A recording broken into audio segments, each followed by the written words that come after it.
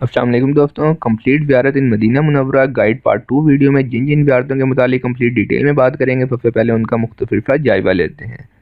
مسجد امام بخاری، جہاں پر امام بخاری رضی اللہ تعالیٰ عنہ نے بخاری شریف لکھی۔ مسجد حجاب، جہاں پر حضرت محمد صلی اللہ علیہ وسلم نے 3 دعائیں مانگیں، 2 فوراً قبول ہو گئیں جبکہ ایک اللہ تعالیٰ نے اپنے پاس محفوظ کر لی۔ جنت البقیع، باغ کریمین، جہاں پر حضرت حسن اور حضرت حسین رضی اللہ تعالیٰ عنہ کھیلا کرتے تھے۔ مسجد عمر، جہاں پر حضرت عمر رضی اللہ تعالیٰ عنہ بیٹھ کر مشورے اور فیصلے کیا کرتے تھے۔ مسجد عثمان غنی، جہاں پر حضرت عثمان رضی اللہ تعالیٰ عنہ کو قرآن پڑھتے ہوئے شہید کر دیا گیا تھا۔ مسجد بلال، جہاں پر حضرت بلال رضی اللہ تعالیٰ عنہ کاروبار کیا کرتے تھے۔ حضرت سلمان فارسی کے باغ کی کمپلیٹ ڈیٹیل۔ خاک شفا، مسجد جمعہ، جہاں پر اسلام کی پہلی جمعے کی نماز پڑھائی گئی۔ سادات محلہ، جہاں پر حضرت محمد صلی اللہ علیہ وسلم کے ننیال والے رہتے تھے۔ مسجد قباء، جہاں پر گھر سے وضو کر کے 2 نفل پڑھنے کا ثواب قبول عمرے کا ہے۔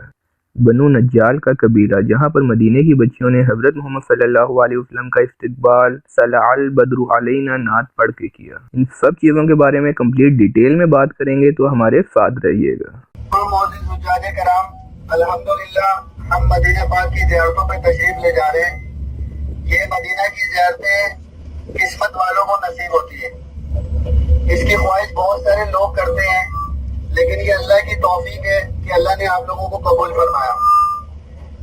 اور الحمدللہ مدینہ پورا کا پورا زیارت ہے، مدینہ کی ہر چیز زیارت ہے۔ اللہ کے نبی پاک صلی اللہ علیہ وسلم جب مدینہ تشریف لائے تو مدینہ کے لوگ اللہ کے نبی کے پاس حاضر ہوئے اور اللہ کے نبی سے فرمانے لگے کہ اللہ کے نبی، ہم بہت بیماریاں ہیں ہمارے ساتھ اور بہت سارے غم ہیں ہمارے ساتھ۔ تو اللہ کے نبی صلی اللہ علیہ وسلم نے اس کا نام پہلے جو یثرب تھا وہ نام تبدیل کر کے اس کا نام مدینہ رکھ دیا۔ یعنی پہلے یہ یثرب تھا اور یثرب کا مطلب ہے غموں والا شہر۔ بھائی اپنے سیدھے ہاتھ پہ دیکھیں، سیدھے ہاتھ پہ تمام عجیب سیدھے ہاتھ پہ دیکھیں، یہ ایک مسجد نظر آ رہی ہے، یہ مسجد امام بخاری ہے۔ سفید رنگ کی جو مسجد ہے یہ مسجد امام بخاری ہے۔ سفید رنگ کی جو مسجد ہے یہ مسجد امام بخاری، یہ وہ مسجد ہے جہاں پر حضرت امام بخاری نے بخاری شریف لکھی۔ حدیث کی مستند کتاب بخاری حضرت امام بخاری کی لکھی ہوئی، یہاں پر بیٹھ کر انہوں نے لکھی، 7000 احادیث یہاں پہ نقل کی۔ اور حدیث کی تصدیق کے لیے امام بخاری مختلف جگہوں پر جاتے، لیکن اس وقت تک حدیث نقل نہیں فرماتے تھے جب تک ان کو اس بات کا یقین نہ ہو جاتا کہ حدیث نقل کرنے والا انتہائی متقی اور جو ہے وہ ایماندار شخص ہے۔ ایک دفعہ ایک جگہ حدیث لینے کے لیے تشریف لے گئے، وہاں پر ایک آدمی کو دیکھا کہ وہ جھولی پھیلا کر جانور کو بلا رہا ہے۔ جب قریب جا کر دیکھا تو اس کی جھولی خالی تھی، تو انہوں نے فرمایا کہ جب تو ایک جانور کو دھوکہ دے کے بلا سکتا ہے تو تو حدیث کیسے صحیح نقل کر سکتا ہے۔ یہ سفر انتہائی دشوار گزار تھا اور طویل تھا۔ مسجد حجاب، یہ الٹے ہاتھ پہ مسجد حجاب، یہ چوکور مینار والی، ٹھیک ہے بھائی۔ تو وہ حدیث جو ہے حضرت امام بخاری نے چھوڑ دی اور ایسے ہی واپس آ گئے۔ اور مسجد حجاب، اس مسجد حجاب یہ وہ مسجد ہے جہاں پہ اللہ کے نبی نے 3 دعائیں مانگی، جن میں سے 2 اللہ نے قبول فرما لی فوراً ہی، اور ایک دعا کو اپنے پاس محفوظ کر لیا۔ وہ 3 دعائیں کون سی تھی بھائی؟ ایک دعا یہ تھی کہ اے اللہ میری امت پر جیسے پچھلی امتوں پر عذابات نازل ہوئے ویسے عذابات نہ آئے۔ ہم دیکھتے ہیں کہ ہمارے یہاں لوگ کتنے بڑے بڑے گناہ کر لیتے ہیں، لیکن اس کے باوجود کوئی ایسا عذاب نہیں آتا جیسی پچھلی امتوں پر آتے تھے، یعنی شکلوں کا بدل جانا، آسمان سے پتھروں کا برسنا، آسمان سے خون کی بارش ہونا، اس طرح کے مختلف عذابات۔ دوسری دعا یہ مانگی کہ میری امت کے حد سے ایسا حالات نہ ہو جائے۔ آج ہم دیکھتے ہیں کہ امت بے شمار گناہوں میں مبتلا ہونے کے باوجود ہمارے گھروں کے اندر مہینوں کا راشن پہلے سے پڑا ہوا ہوتا ہے۔ ایسے ہوتا ہے کہ نہیں ہوتا بھائی؟ ہمارے گھروں میں ہمارے گناہوں کے باوجود کئی مہینوں کا راشن پڑا ہوتا ہے۔ اسی لیے کہ اللہ کے نبی کی دعا کی برکت ہے کہ اللہ نے ہماری دعاؤں کو سنا، اور اللہ کے نبی کی دعا کو سنا اور اس لیے ہم پر قحط کا عذاب نازل نہیں ہوتا۔ تیسری دعا یہ مانگی کہ اللہ میری امت پر آپس میں اتفاق ہو، آپس میں اختلاف نہ ہو، لیکن میرے بھائی اللہ نے محفوظ کر لی، اور آج ہم دیکھتے ہیں ہمارے مسلمان آپس میں بہت زیادہ اختلاف رکھتے ہیں۔ کی طرف کے جو رشتے دار ہیں وہ اس جگہ پر دفن ہیں۔ آپ صلی اللہ علیہ وسلم کے بیٹے حضرت ابراہیم اور آپ صلی اللہ علیہ وسلم کو دودھ پلانے والی اما دائی حلیمہ اور بے شمار بڑے بڑے صحابہ اور صحابیات یہاں پر مدفن ہیں۔ یہ دیکھ لے بھائی، یہ دیکھ لے جنت البقیع۔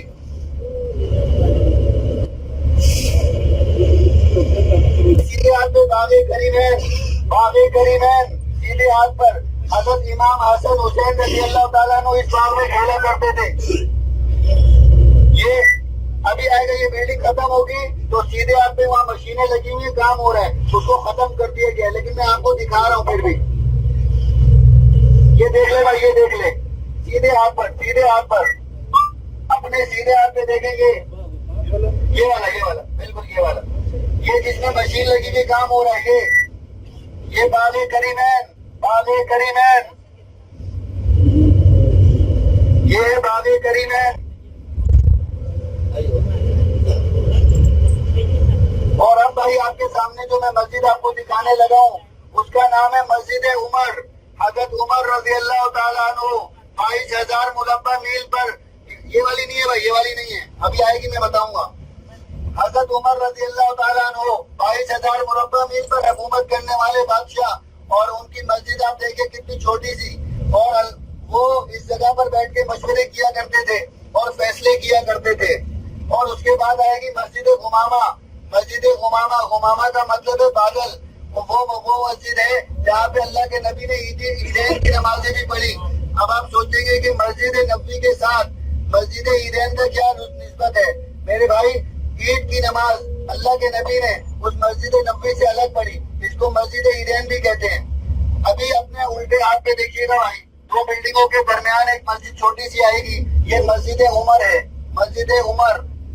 یہ دو بلڈنگوں کے درمیان اپنے الٹے ہاتھ پہ دیکھیں، سامنے دو بلڈنگوں کے درمیان، یہ دیکھیں آگئی نظر، یہ مسجد عمر ہے، یہاں پہ حضرت عمر بیٹھ کے فیصلے کیا کرتے تھے،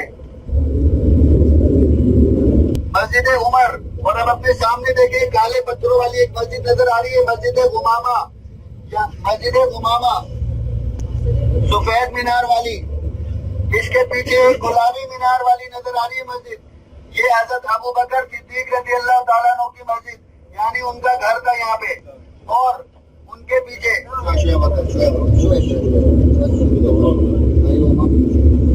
یہ مسجد غمامہ، اور اس کے پیچھے گلابی رنگ کا جو مینار ہے وہ حضرت ابو بکر صدیق رضی اللہ تعالیٰ عنہ کی رہائش، اور ان کے پیچھے کالے مینار والی حضرت علی رضی اللہ تعالیٰ عنہ کی مسجد۔ ٹھیک ہے بھائی، اس کو دیکھنے کے لیے میں ایک اور طریقہ بھی آپ کو بتا دوں گا، آپ آسانی سے دیکھ سکتے ہیں۔ ٹھیک ہے، یہ مسجد نبوی کا 6 نمبر گیٹ، اس سے جیسے ہی باہر نکلیں گے اس کے بالکل سامنے مسجد غمامہ ہے، اور یہ مسجد عصر سے مغرب تک کھلی رہتی ہے، اس کے علاوہ باقی تمام مسجدیں بند ہوتی ہیں، وہاں جانے کی اجازت نہیں ہے۔ الٹے ہاتھ میں دیکھیے گا مسجد آئے گی، مسجد عثمان غنی ذو النورین رضی اللہ تعالیٰ عنہ، یہ وہ جگہ جہاں پہ حضرت عثمان کو 40 دن محاصرے میں رکھا گیا، قید رکھا گیا، اور یہیں پر قرآن شریف پڑھتے ہوئے شہید کر دیا گیا۔ اپنے الٹے ہاتھ پہ دیکھنا بھائی، مسجد نظر آ رہی ہے، یہ حضرت عثمان کی رہائش گاہ تھی، یہاں پہ حضرت عثمان کو قید رکھا گیا 40 دن، اور یہیں پہ حضرت عثمان غنی کو قرآن پڑھتے ہوئے شہید کر دیا گیا۔ یہ مسجد دیکھ لے بھائی۔ اس کے بعد بھائی ابھی جو مسجد آئے گی وہ ہے مسجد بلال۔ مسجد بلال وہ مسجد ہے جو اللہ کے نبی کے غلام اور حبشی حضرت بلال رضی اللہ تعالیٰ عنہ کے نام پر ہے۔ یہ سبز گنبد دیکھ لے بھائی، الٹے ہاتھ پہ سبز گنبد والی جو مسجد نظر آ رہی ہے، اور یہاں حضرت بلال پہلے کاروبار کیا کرتے تھے، نیچے بازار ہے اور اوپر مسجد ہے بھائی۔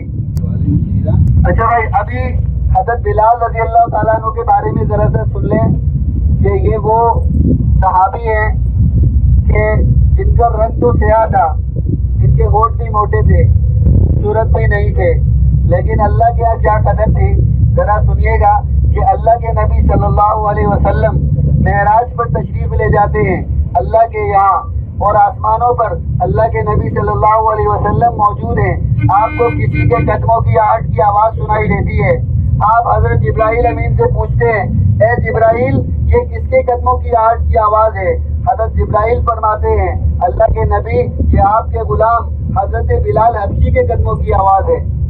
اب اللہ کے نبی صلی اللہ علیہ وسلم جب معراج سے واپس تشریف لاتے ہیں، اللہ کے نبی حضرت بلال رضی اللہ تعالیٰ عنہ کو بلاتے ہیں اور ان سے پوچھتے ہیں اے بلال تیرا کون سا عمل ہے جس نے تجھے آسمانوں پر پہنچا دیا؟ حضرت بلال فرماتے ہیں اللہ کے نبی جتنا آپ فرماتے ہیں میں اتنا ہی کرتا ہوں، اور جس چیز سے آپ منع فرما دیتے ہیں میں اس سے منع ہو جاتا ہوں. ہر وقت وضو میں رہتا ہوں اور تہجد کی نماز قضا نہیں کرتا. میرے بھائی یہ وہ صحابی تھے کہ جب یہ اسلام لانے کا وقت آیا تو ان کا مالک ان کو تبدیلی ریٹ پہ لٹاتا، سب دھوپ میں ان سے کام کرواتا، ان سے 24 گھنٹے چکی بچواتا، ان کو سونے کا ٹائم تک نہ دیا جاتا. یہاں تک کہ حضرت ابو بکر صدیق رضی اللہ تعالیٰ عنہ نے کافی سارا پیسہ سونا زیور وغیرہ دے کے بہت زیادہ مہنگے داموں ان کو خرید لیا اور خرید کے پھر اللہ کے نبی کی خدمت میں پیش کر دیا. تو میرے بھائی ایسی عظمت والے صحابہ ان کی قربانیوں سے آج ہم اپنے آپ کو مسلمان کہتے ہیں. میرے بھائی اب جو زیارت آ رہی ہے وہ ہے حضرت سلمان فارسی کا باغ. حضرت سلمان فارسی کے اسلام لانے کا قصہ بھی بہت عجیب ہے کہ ان کے مالک نے ان کے سامنے 3 شرائط رکھی اور یہ کہا کہ اگر تم یہ 3 شرائط پوری کر دو تو میں تمہیں آزاد کر دوں گا. 3 شرائط میں سے 2 شرائط تو یہ تھی کہ تم اپنا مال و دولت زیور اور زمین وغیرہ میرے حوالے کر دو جو ان کے پاس تھا، اور جو وہ کسی سے لے کے جمع کروا سکتے تھے وہ انہوں نے کروا دیا. لیکن ایک شرط ان کے مالک نے ایسی رکھی کہ وہ ان کے بس میں نہ تھی. اس نے کہا کہ تم ایک باغ لگاؤ اور ایسا باغ لگاؤ، ایسے بیج لگاؤ کہ ایک دن کے اندر وہ تیار ہو جائے ان کے درخت اور اگلے دن وہ پھل دینے لگے، وہ پھل میں کھا لوں، اس کے بعد میں تمہیں آزاد کر دوں گا. اب میرے بھائی یہ حضرت سلمان فارسی کے بس میں نہ تھا. حضرت سلمان فارسی اللہ کے نبی کی خدمت میں حاضر ہوئے اور اللہ کے نبی سے فرمایا اے اللہ کے نبی جو میرے بس میں تھا وہ میں نے کر دیا اور جو میرے بس میں نہیں وہ میں نہیں کر سکتا. اللہ کے نبی خود حضرت سلمان فارسی کے ساتھ تشریف لائے اور یہاں پر آ کر اپنے ہاتھوں سے بیج لگائے. تو میرے بھائی اللہ کے نبی کے ہاتھوں کے بیج لگے ہوئے کیسے درخت تیار نہ ہوتے؟ اگلے دن درخت بھی تیار، پھل بھی پک گیا. پھل نکال کے حضرت سلمان فارسی نے اپنے مالک کو پیش کیا. ان کے مالک نے جب وہ پھل کھایا تو پھل کھاتے ہی بھائی کیا ہوا؟ مسلمان ہو گیا. اور نہ صرف مسلمان ہو گیا بلکہ پورا باغ ہدیہ کر دیا. اپنے قدموں کے نیچے سے مٹی نکالی اور وہ مٹی ان صحابہ کو دی. ان لوگوں نے وہ مٹی استعمال کی، اللہ نے ان کو شفا عطا فرمائی. اس کے بعد سے اس کا نام پڑ گیا خاک شفا.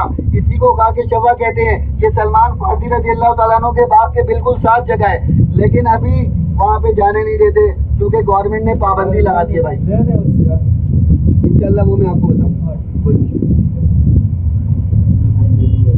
اچھا بھائی ابھی اپنے سیدھے ہی ہاتھ پر دیکھیں مسجد جمعہ، اسلام کی پہلی جمعہ نماز یہاں پر پڑھی گئی. اسلام کی پہلی جمعے کی نماز اس مسجد جمعہ میں پڑھی گئی. یہ جو مسجد ہے اس کی بالکل بیک سائیڈ پہ جو جگہ ہے آپ صلی اللہ علیہ وسلم کا ننیال یعنی آپ کی والدہ کے طرف کے جو رشتہ دار بابو وغیرہ وہ سارے کے سارے یہاں پر رہائش پذیر تھے. اپنے یہ جگہ یہ آپ سلم کے ننیال والے یہاں پہ رہائش پذیر تھے. سادات محلہ الحمدللہ آپ نے یہ جگہ دیکھی آپ سلم کے ننیال کی جگہ.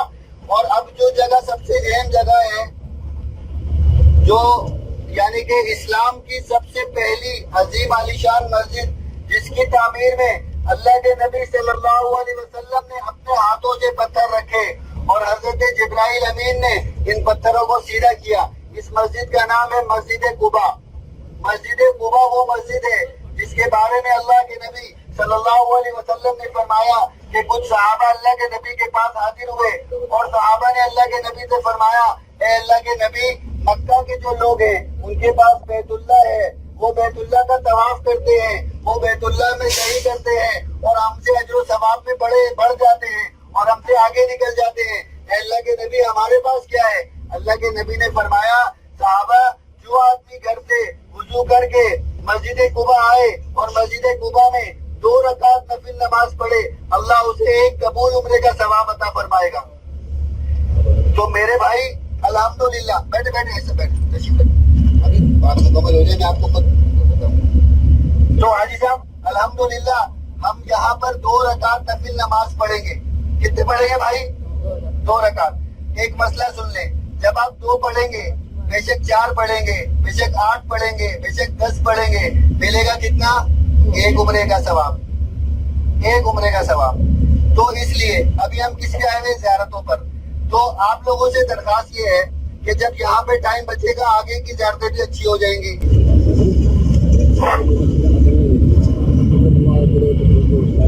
अस्सलामु अलैकुम व रहमतुल्लाहि व बरकातुहू।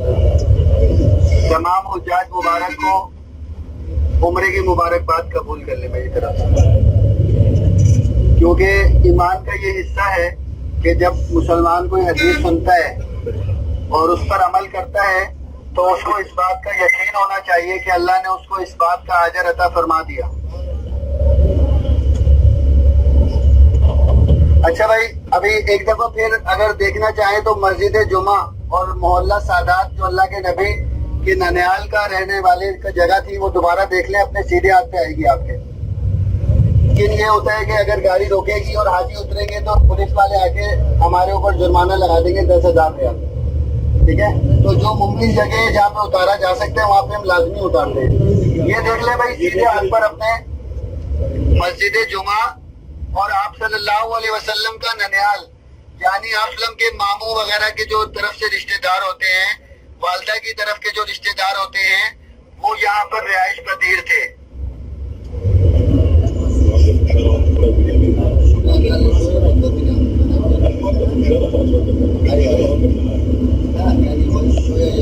अच्छा भाई, अभी जैसे ही गाड़ी मुड़ेगी तो मैं आपको एक जगह दिखाऊंगा, वो है बनु नज्जार कबीला। वो कबीला जब अल्लाह के नबी सल्लल्लाहु अलैहि वसल्लम यहाँ तशरीफ लाए तो मदीना की बच्चियों ने आप सल्लम का इस्तकबाल ये दम बजाकर और ये नात पढ़कर किया, तलाअल बद्रुल अलैना। तो ये वाली नात जहाँ पर पढ़ी गई और जिन बच्चियों ने पढ़ी उनका ताल्लुक बनु नज्जार से था। अभी जैसे ही बस मुड़ेगी तो मैं आपको दिखाऊंगा, सामने छोटी खिड़कियां नजर आएंगी, पुराने जमाने का एक किला बना हुआ नजर आएगा। ये जगह वो जगह थी जहाँ पर बनु नज्जार का कबीला आबाद था और यहाँ पर बच्चियों ने आसलम का इस्तकबाल दफ बजाकर और ये नात पढ़कर किया कि तलाअल बद्रुल अलैना।